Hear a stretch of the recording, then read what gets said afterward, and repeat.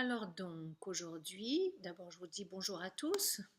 Je ne le fais pas systématiquement parce que pour moi ça va de soi et que, enfin bref, c'est un autre sujet. Donc aujourd'hui je vais vous parler du premier principe du Kybalion, que le tout est esprit, l'univers est mental. Et je pense que ce premier principe qui est la base de tout le reste, et surtout ce qui est très intéressant, c'est que le dernier principe du genre et le premier principe clôturent la boucle et vont ensemble. Mais j'en parlerai plus tard. Donc je vais le faire en plusieurs vidéos. Donc, euh, je dois pour comprendre le Kybalion, il faut déconstruire les explications intellectuelles du Kybalion.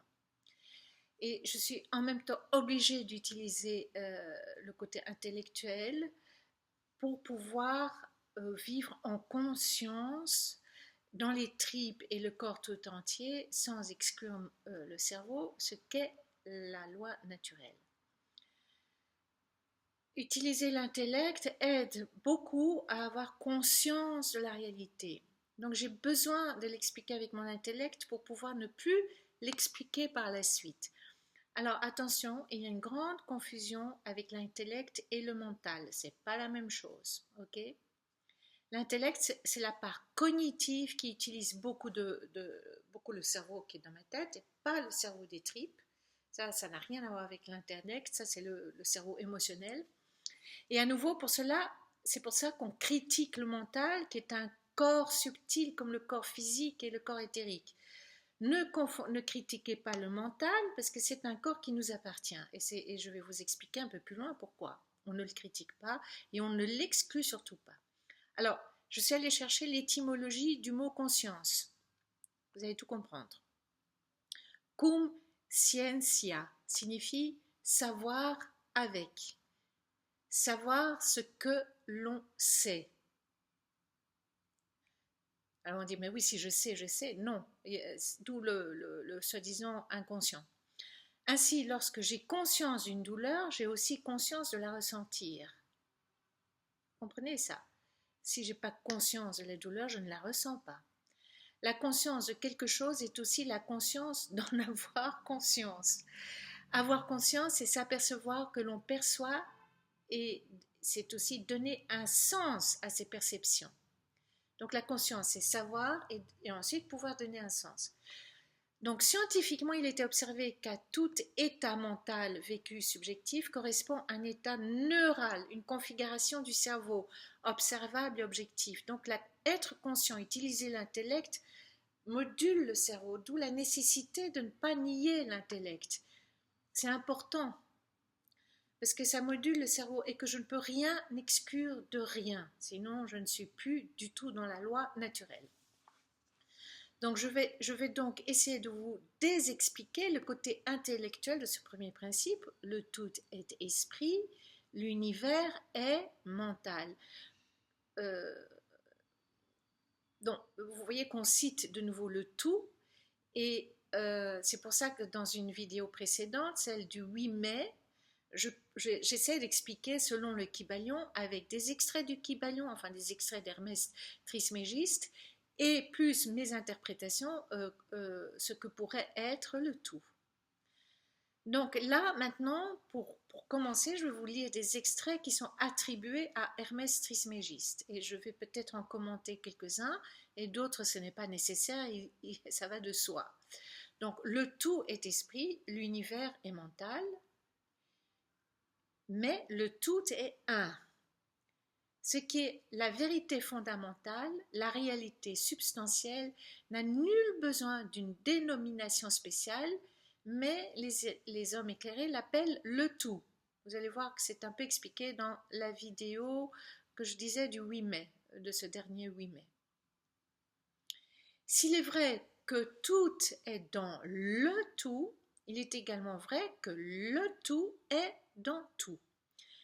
Celui qui comprend parfaitement cette vérité possède déjà un grand savoir. Là, j'ai ma petite réflexion. C'est en effet un grand savoir de comprendre que le tout est interconnecté avec moi, le petit tout. avec nous, avec toute chose, et que toute chose est évidemment aussi en relation indivisible avec le tout, avec Dieu. C'est ça qu'il faut comprendre dans la loi naturelle, c'est que, je le dis à chaque fois dans les autres vidéos, je ne peux rien séparer de rien. Nous sommes plouf. Dieu, le tout et sa création, c'est comme ça. Si on sépare quoi que ce soit de la création, mais c'est impossible. Donc, je répète, c'est en effet un grand savoir de comprendre que le tout est interconnecté avec moi, avec nous, avec toutes les choses, et que toute chose est évidemment aussi en relation indivisible avec le tout, avec Dieu. En fait, c'est par cette compréhension que je peux matérialiser plus rapidement en conscience ce que je choisis, par le fait de me focaliser avec discipline sur les pensées qui conviennent à ce que je veux vivre dans ma vie. Quand j'ai conscience que je suis justement tellement interconnectée avec Dieu qu'on en arrive à dire je suis Dieu, mais c'est pas du tout la même chose. En fait, moi j'explique un tout petit peu autrement cette même phrase d'Hermès Trismégiste. Je dis le tout étant tout, les petits tout, les petits tout, est dans le tout, mais je ne suis pas le tout. Le New Age dit je suis Dieu est en fait une erreur. C'est le fameux péché d'orgueil. Je ne suis pas Dieu. Je suis en Dieu et Dieu est en moi, mais je ne suis pas Dieu. Donc, je ne suis pas Dieu, je ne suis pas le tout, mais je pourrais dire que je suis tout le temps en couple fusionnel avec le tout, avec Dieu. C'est comme un couple fusionnel, c'est-à-dire on fusionne, on est inséparables. Quand je comprends ça, ça me permet d'utiliser cela de façon très puissante dans ma vie. Je ne suis pas toute seule. Un petit être humain isolé qui est perdu devant tout ce qu'il fait. Je suis en fusion avec le tout et avec Dieu. Et le tout et Dieu n'est pas tout seul, il est en fusion avec nous. Et peut-être ça, la prière de Jésus, Père, puisse-t-il être un comme je suis un avec toi. Hein? Alors en fait, il y a une interconnexion constante entre le tout et le petit tout, mais c'est constant, c'est là où le Dieu punisseur qui dit, qui sépare, qui punit, c'est impossible, il est tout le temps lié avec nous, il est tout le temps responsable autant que nous le sommes en fait. Il n'est pas là séparé à juger, on arrête cette idée-là, ça nous a éloignés de ce que nous sommes justement. Alors toutes les religions que je connais, alors je ne parle pas de celles que je ne connais pas, mais en tout cas de toutes celles que je connais, et toutes les croyances New Age et les croyances athées, en fait, elles mutilent ce un en niant le divin, soit en niant le divin, ou soit en nous demandant de nier l'humain. Et en fait, elles le font en culpabilisant et en diabolisant la matière qui est le petit tout. On dit la matière, c'est rien du tout, c'est une illusion. Détache-toi pour retourner à Dieu. Non, c'est désidentifie-toi, mais pas le détachement. L'attachement, enfin, on peut jouer sur le mot attachement, mais je suis attachée à Dieu. Et Dieu est attaché à moi. Et Dieu est attaché à sa matière. Même s'il l'a détruit, il l'a décréé, tant qu'elle est là, il y est attaché. Mais pas attaché émotionnellement, pas attaché dans les sentiments. Ok ? Les religions et le New Age disent qu'il faut retourner au un en niant la matière. C'est ce que je viens d'expliquer. Je ne peux rien nier. Or, c'est totalement inséparable et c'est l'est pour toujours. Inséparable, pour toujours. Dieu est créé de seconde en seconde de la matière. C'est-à-dire, vous allez voir, c'est expliqué, il crée, ça se décrée par la loi du rythme, ça existe, ça disparaît, ça existe, ça disparaît. C'est la loi du rythme. Et ce rythme est très rapide pour le tout et pour nous très lent. Donc il n'y a pas un seul rythme. J'ai entendu ça dans une vidéo ce matin, c'est faux. Il y a tous les rythmes qu'on peut imaginer. Donc ça, je reviendrai un peu plus tard dans la prochaine vidéo de ça. Alors si je supprime tout ce qui est création ou matérialité, en fait la fonction, la raison d'être Dieu du tout n'existe plus, pourrait-on dire, mais je vous rassure, c'est impossible. Alors je continue. les citations d'Hermès. Dans son essence, le tout est inconnaissable. Même si j'utilise mon intellect, même l'essence de tout, d'où vient le tout, on ne peut pas connaître, on ne peut pas savoir, il faut juste le sentir et le deviner et dire, oui, il n'y a pas de début, il n'y a pas de fin. Waouh! Pour nous, ici où nous voyons le début, le fin, c'est très difficile à saisir, mais ça se saisit en restant connecté justement, en acceptant plutôt cette connexion, c'est pas rester, c'est l'accepter avec le tout. Cependant, l'exposé de la raison doit être reçu avec la plus grande hospitalité et traité avec respect. L'univers est mental, il est contenu dans l'âme du tout. Alors ici, Hermès Trismégiste explique bien qu'il faut accepter la nécessité d'expliquer intellectuellement les choses pour pouvoir les déconstruire totalement, évidemment, par la suite. Autre citation. Derrière l'univers, du temps et de l'espace se cache toujours la réalité substantielle, la vérité fondamentale. Le tout crée dans son esprit infini des univers, sans nombre qui existent pendant des milliers de siècles. Et cependant, pour le tout, la création, l'évolution, le déclin et la mort d'un million d'univers ne paraît pas plus long qu'un clignement de paupières. C'est là où le deuxième principe de correspondance, tout ce qui est en bas est comme est en haut, et le principe de rythme explique qu'en effet, comme à notre image d'humain terrien, par notre mental, je rappelle que le mental n'est pas dans la tête, on montre la tête c'est l'intellectuel, mais le mental c'est un corps. Il y a le corps physique, le corps énergétique, le corps mental, le corps spirituel, le corps éthérique, enfin il y a plein de choses. Donc, ça explique que, comme à notre image du matériel, par notre mental, nous créons tout le temps, que ce soit conscient ou pas conscient. Je n'ai pas besoin d'être uni à Dieu, de retrouver cette union avec Dieu pour créer. Je le suis uni avec Dieu. C'est inséparable. Donc, je suis tout le temps dans la création par le mental. Mais voilà. Et alors, d'un clignement de paupières à un autre, j'ai des pensées qui me traversent le mental tout le temps. Sauf que moi, je mets beaucoup plus de temps à les matérialiser. Alors, vouloir ne pas penser, c'est aussi vouloir ne rien créer. Donc, il y a beaucoup de méditations qui disent arrêtez de penser, mais c'est ridicule ce truc. C'est le rôle même de notre mental. Donc, c'est arrêter de créer. Et Dieu, le tout n'arrête pas de penser, de créer. Comme nous sommes à son image, c'est pareil. Donc c'est le rythme perpétuel qui veut ça, le cinquième rythme. Je n'arrête pas de créer, d'écrire, d'écrire. Et pour Dieu ou le tout, c'est pareil. Il ne s'agit donc pas d'être sans pensée créative, il s'agit de focaliser sur celle que je veux créer. Donc je laisse passer toutes les pensées. Ah, celle-là, elle me plaît. Ok, je la maintiens et je l'entretiens et je la nourris. Et puis après, je vois comment dans la matière, je peux aussi agir.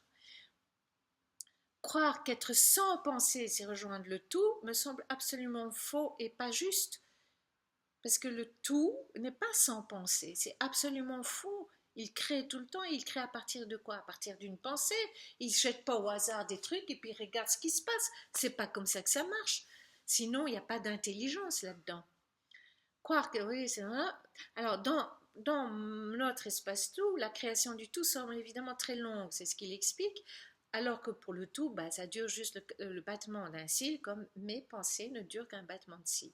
Donc, Hermès Trismégiste dit encore, l'esprit infini du tout est le sein de tous les univers.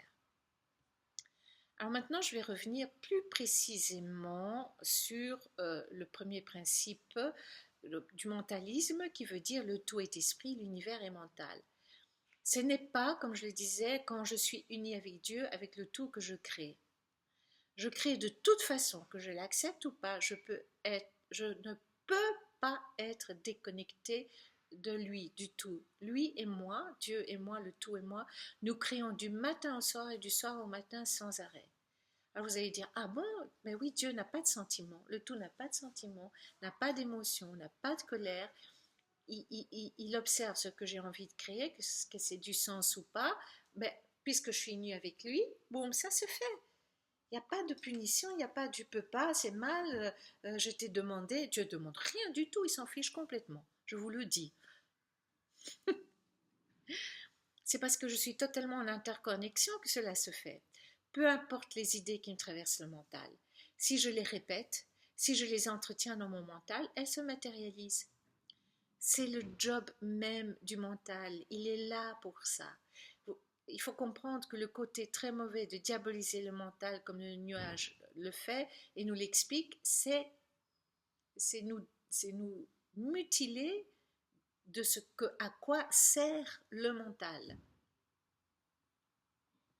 Quand je nie, quand je me plains, par exemple, quand je nie que c'est mon mental qui crée, quand je me plains, hein, oh, j'ai toujours de la malchance, il m'arrive toujours les mêmes choses, c'est toujours sur le même type de relation que je tombe et j'en ai marre. Ben oui, bingo, toujours. Donc, je vis ce que je crée.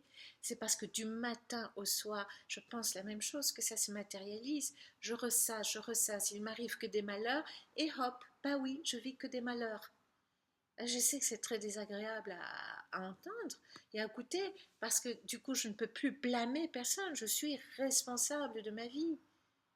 Attention, responsable n'est pas la même chose que coupable. Je deviens coupable quand je sais que ça fonctionne comme ça et que je continue à fonctionner avec mes idées qui me font du tort dans la tête. Hein? Je pourrais être coupable à partir du moment où j'ai compris comment le mental crée et que je continue avec les pensées qui me font du tort ou du tort aux autres. Alors oui, éventuellement, on peut utiliser le mot coupable, puisque intentionnellement, je me dis, ok, je connais le truc, mais je continue intentionnellement à créer des choses très négatives dans ma vie. Comme ça, je deviens victime et comme ça, je peux blâmer quelqu'un et faire accuser un bourreau, pardon, et les faire accuser parce que cela me réjouirait de me positionner en victime pour punir par la suite des soi-disant bourreaux. Pour soi-disant affirmer mon pouvoir sur l'autre, je me présente en victime, enfin je me crée des situations qui font que je suis victime parce que j'ai compris comment le mental fonctionne et comme ça moi j'ai un petit pouvoir sur ce gars-là parce que je vais le traiter de bourreau. C'est pervers, hein? Mais c'est ce que nous faisons du matin au soir parfois. Quand on a pris conscience de notre pouvoir du mental, si nous continuons à créer des choses et puis nous continuons à blâmer les choses, c'est malsain et c'est pervers. Voilà, je suis au fait coupable de choisir intentionnellement de créer des choses où je deviens victime parce que alors j'ai un peu de pouvoir sur les autres. Mais c'est bête. Voilà, en fait, comme je le dis, il faut être vachement tordu pour choisir cela. Je m'arrête là parce il y a beaucoup de moyens de développer et d'expliquer ce premier principe du mentalisme et je ferai d'autres vidéos sur le sujet assez rapidement. Voilà, voilà, alors que je me remette donc sur ma vidéo et que je puisse la couper. À bientôt, au revoir.